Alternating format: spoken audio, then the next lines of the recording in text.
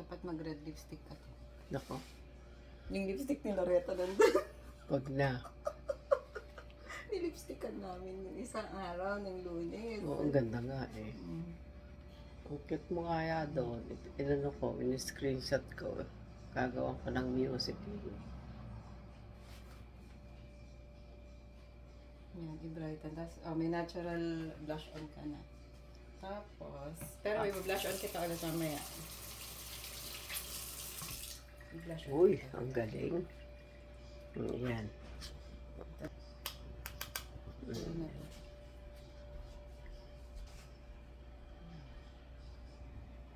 So, all over. Ito na yung ano, mga foundation. Yan ang pinaka-foundation.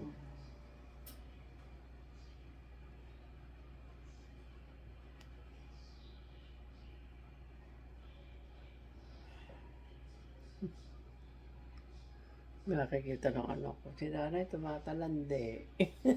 Saka light na light. Para sa natural tea. Hindi siya ano.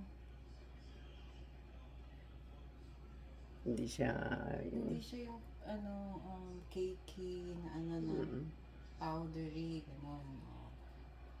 Tapos maganda na talaga ang kilay mo. Hindi mo na kailangan ano ba yun, brow makeup. Hindi ako nagpapabunot eh. Naku, gumanda ako. Ganda mo eh. Naku po, Diyos ko.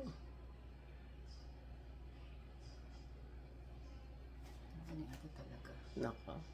Wala. Binabuelta mo sa akin. Sa iyo ko sinasabi. Hindi ganda talaga ito. Binubuelta mo eh. Hindi ito totoo. Yan. Ako napakakasalan yan. No? Ikaw na sa Mahina lang yun. Baka marinig ng anak ko. ikaw papaligo. Araw. Ay, hindi. Every other day lang. Ayan, kaya eh. Diba? Aba, ang ganda. Akin na yan. Iyaano natin. Natural ang beauty mo ate talaga.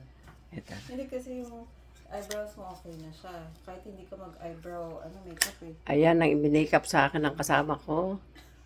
Dahil ako daw magiging ano. May blush on na siya. Wala pang blush on, may blush on na. Natural pa Ayan. eyebrows. Ayan. Kaya bumili na kayo. Mura lang to. Magkano ba to?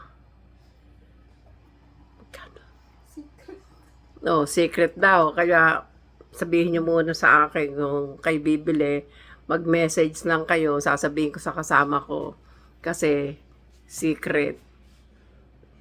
Kaya gaganda kayo. Walang redness. Ayan nawala yung aking redness. Pag nawala na naman yan, okay, pumunta na naman sa araw.